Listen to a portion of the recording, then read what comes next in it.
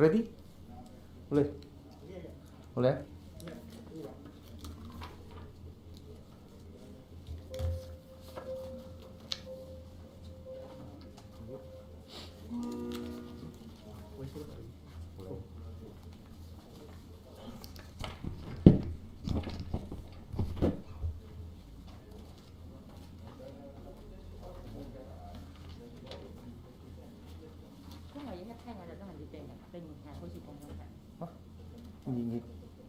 你的现在我公司你再拍下来，你工业，那你的公司拍下来了。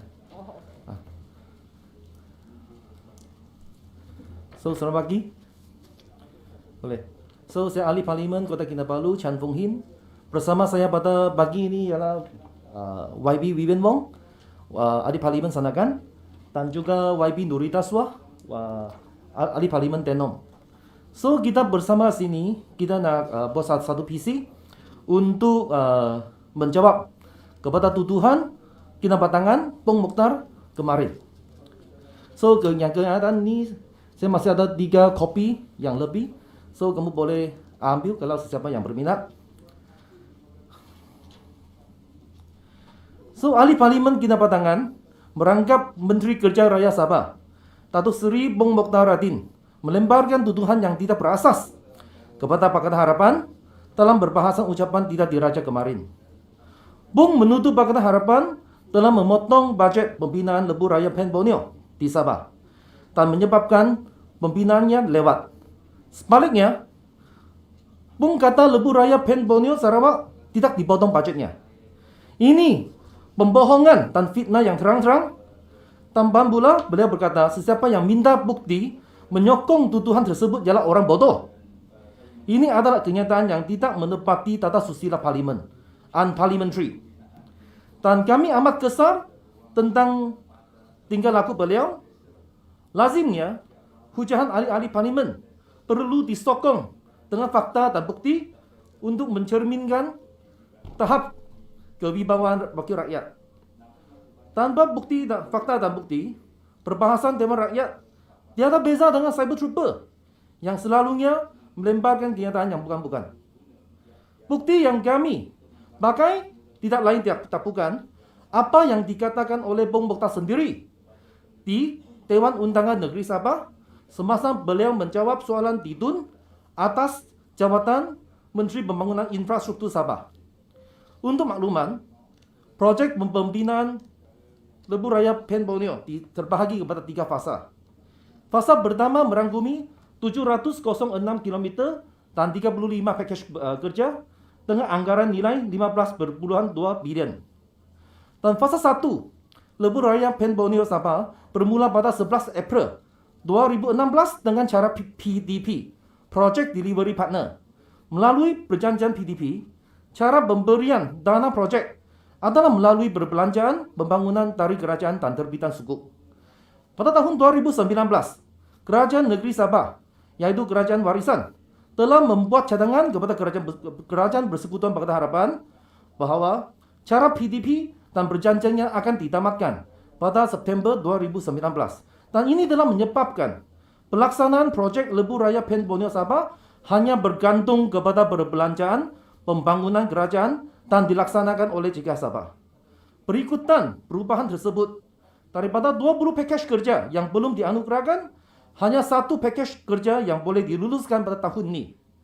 JK Sabah menjangka cuma 5 ke 6 pakej kerja dapat dilaksanakan di bawah RMK 12.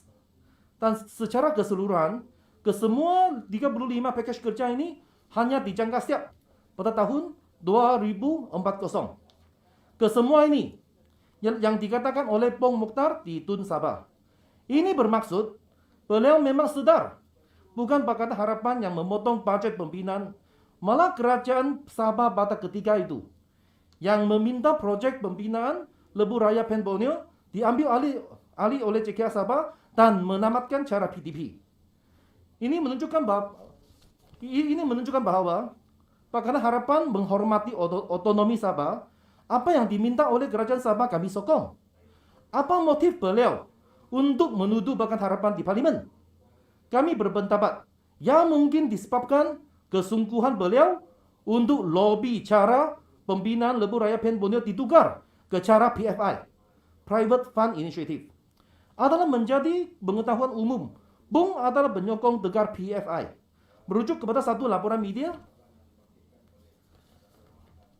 Menteri Kanan Kerja Raya Persekutuan, Datuk Seri Fatila Yusof kata, sebarang kertas cadangan akan dikaji secara dalam oleh UKAS, Unit Kerjasama Awam Swasta dan Kementerian Keuangan. Sebagai berbandingan dengan pembinaan Lebuh Raya Pen Borneo Sarawak, pada tahun 2019, cuma 12% bahagian Sabah telah siap, malah 38% bahagian Sarawak telah siap. Sehingga Mac tahun ini, hanya 15,4% fasa 1 Sabah siap. Walaupun projek-projek dianugerah 5 tahun yang lalu.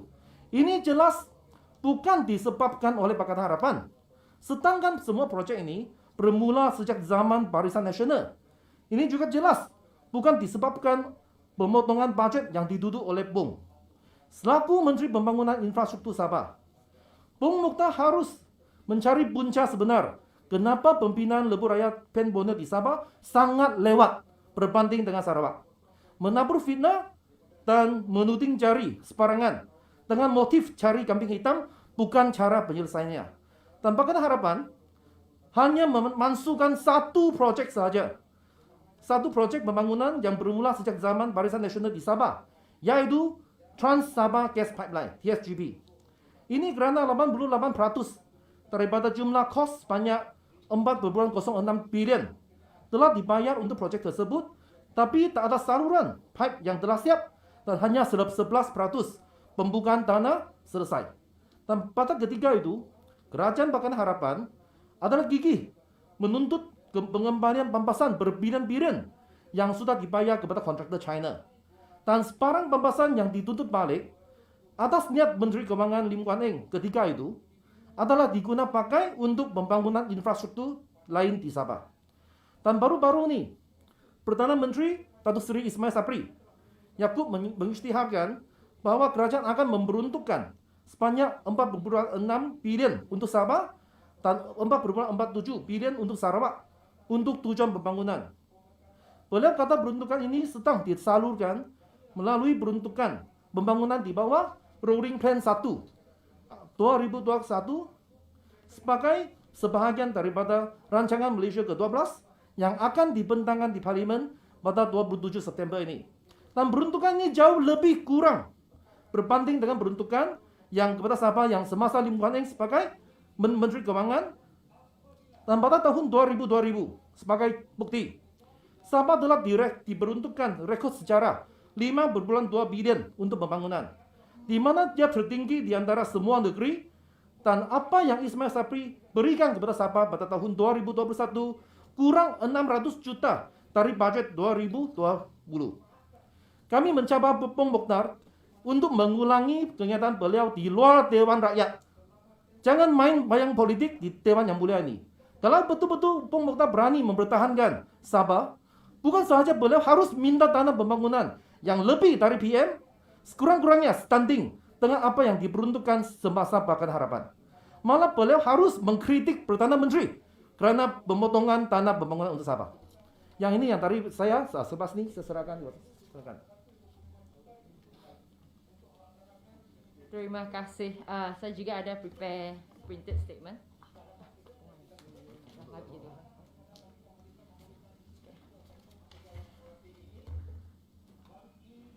Ini merupakan kenyataan add-on lah kepada Yang Berhormat Kinabatangan. Jadi kenyataan beliau antaranya yang menyalahkan kerajaan PH dalam menghentikan projek pemanjangan landasan lapangan terbang Sandakan adalah sangat tidak berasas dan berniat jahat.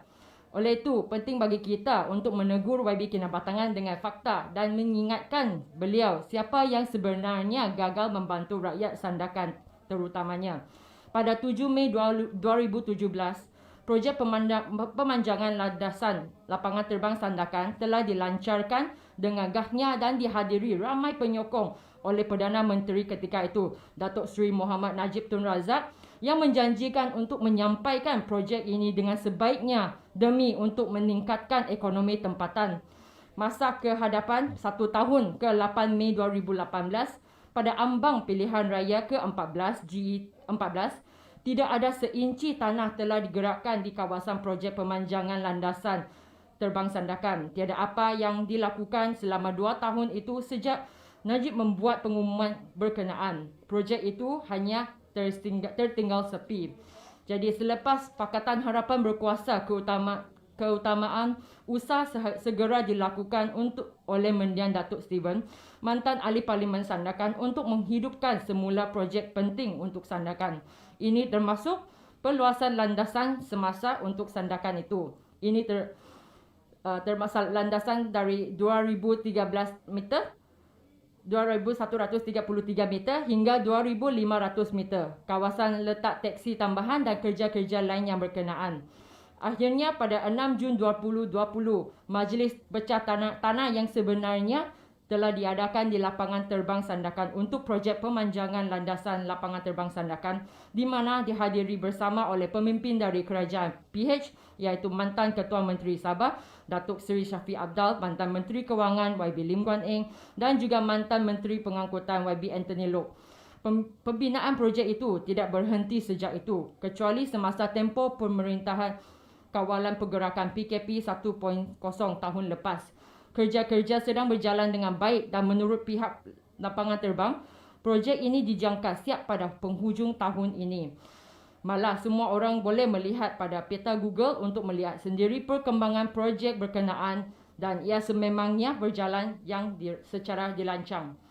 Justru ucapan YB Kedapatangan semalam berkenaan PH menghentikan kerja-kerja projek di lapangan terbang itu adalah sangat tidak berasas, mengelirukan dan menipu. Sebaliknya, kerajaan PH yang telah berjaya menyampaikan apa yang telah gagal kerajaan BN lakukan untuk rakyat Sandakan terutamanya. Sekian daripada saya. Saya akan pas kepada Saudari Teno. Ya. Salam dan terima kasih. Berikutan daripada perbahasan daripada Kinbatangan kemarin, saya Tenom juga akan telah menulis satu usul yang mana saya akan serahkan usul ini kepada Dewan Rakyat yang di-Pertua Dewan Rakyat pada hari ini juga, untuk merujuk ahli Parlimen Kinbatangan kepada Jawatan Kuasa Hak dan Kebebasan di bawah Peraturan Mesyuarat 36/12, yang mana saya baca kembali dia punya kenyataan kemarin. Sebab jalan rayanya tidak teratur, tidak tersusun. Sebab itu waktu Barisan Nasional memberi projek Pan Borneo dan peruntukan ada, Pakatan Harapan naik, potong. Ini masalah di Sarawak dia tak potong pula. Orang bodoh saja minta bukti. Kalau yang berhormat bodoh, yang berhormat bodohlah tanya bukti. Itu orang bodoh yang di-Pertua. Kalau nak jadi yang berhormat di sini, jangan jadi bodoh. Be a wise man. Projek Pan Borneo di Sabah sudah tidak ada peruntukan. Jadi sebenarnya kenyataan ahli Parlimen Kinbatangan ini sangat mengelirukan Dewan Rakyat. Di bawah Peraturan Mesyuarat 36/12 memperuntukkan bahwa mana-mana ahli yang mengelirukan kenyataan, yang mengeluarkan kenyataan yang mengelirukan Dewan adalah disifatkan menghina majlis, dan ahli itu boleh dirujuk kepada Jawatan Kuasa Hak dan Kebebasan bagi kesalahan itu. Dan saya rasa kenyataan bikin berdatangan kemarin itu adalah kurang sopan, tidak benar, berbaur fitnah, bersangkaan jahat, dan mengelirukan Dewan terhadap kesemua ahli-ahli Parlimen Pakatan Harapan, di mana parti Pakatan Harapan semasa kerajaan tidak potong peruntukan bagi projek Pan Borneo, sehingga sebenarnya tidak ada peruntukan. Jadi itu saja dari saya. Ya. Ada soalan?